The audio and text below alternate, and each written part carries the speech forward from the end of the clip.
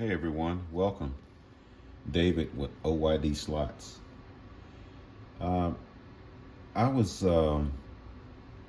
just like a lot of YouTubers out there that are doing these HO slot cars or any level of slot cars or trains or modeling or whatever. They look around, they find a lot of stuff that they have uh, accumulated over time, and they figure out using their creative juices when they start to flow, that they could use some of that stuff for some of the other projects that they're working on. And I said that to say this: what you're looking at here is I had a piece of styrene. I guess this is styrene or whatever it is, like a quarter-inch thick or whatever. But I saw that, I was like, man, let me just cut a piece of that. And then I realized I had some, let me grab a piece out of here.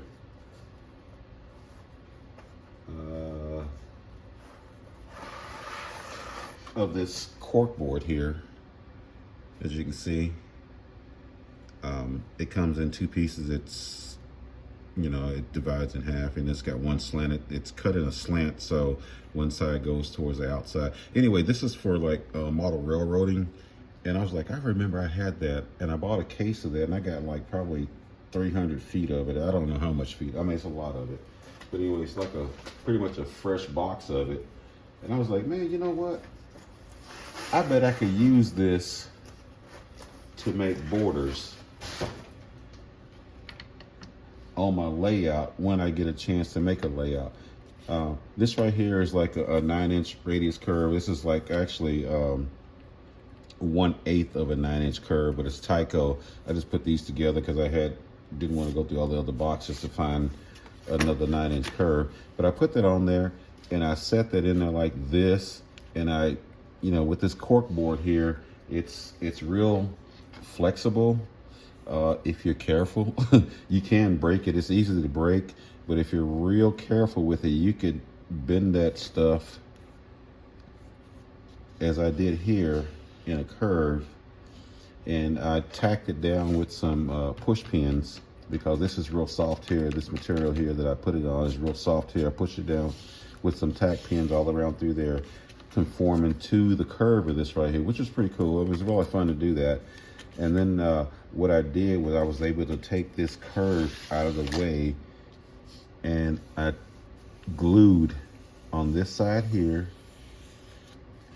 and I glued it on the outside there, just like you would do, I guess, with a train or whatever you're using. But I used some Elmer's wood glue, what I had here. So there may be some other glues out there that are probably better. But I was like, man, this is pretty cool. I could do that. And then my juices started flowing again. I was like, you know what? I could put guardrailing up here. So what I did was I grabbed some. This is Tyco guardrailing that actually goes on the track like this, so, and it clips on. And if I can get it on there. Come on, go on there. There you go. It clips on just like that, and as you go around, it clips on. That kind of broke off there. It snapped off, getting a little brittle. Anyway, that's how it goes on like that. But what I did with this border, I thought that was pretty cool to put that border on there, which the border sits a little bit lower than what the track is. So, just like on the road, when you go off the road, you're going like, oh, shoot, I'm off the track, off the road. I got to, do whatever I got to do to maintain control or try to regain control. But what I did was I took my nippers here, these nippers, I took those and I trimmed, as you can see, this broke off here just a second ago when I was playing with it there. As you can see, I trimmed down the post on those. And the next step I'm going to do is I'm going to drill holes in this here and conform the guardrail around here.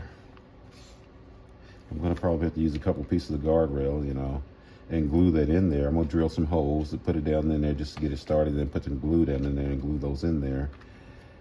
And I think that would look pretty nice. And then once I get that, you know, before I probably glue those in there, I'm gonna paint this black and probably paint these or like a metal color or silver color or whatever color guardrails would be. Maybe I'll paint them red and white or whatever, you know, or something like that. I could probably also do those borders the same way, paint those the same color, like red and white or black and white, or just paint them solid black, or paint them a red, or, you know, whatever color, like a caution color or yellow or something like that. And I think that would be pretty cool. But that was just a little idea I had. I just wanted to share that with you guys, and you know, drop me a comment and tell me what you think about that. And this right here is just basically going to be a diorama. This right here, I'm gonna you know, once I fix this in here, put a little foliage and whatever in here, maybe a pond or something right in here, because cars won't go off the track in here too much, but you know, it can happen. And over here, maybe put a little small camera crew over here where they can watch the, you know, cars go around the curve right there. I think that would be pretty cool. You know, like I said, drop me a comment, tell me what you think about that, and if you see something that I could do differently, let me know. Hey, thanks guys. I appreciate you guys coming in.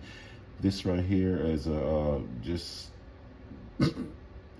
my little juices flowing, just me, you know, like somebody made a comment the other day, said, man, do you, you know, do you. If it makes you happy, we're all happy. So he didn't actually, that person didn't actually say that, but I'm saying that, you know, basically it's pretty much what they were saying.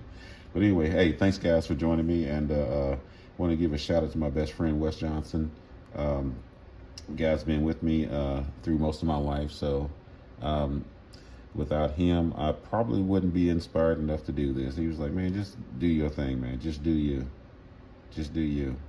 So, as I always say, have fun and keep going, guys. Thanks for joining me.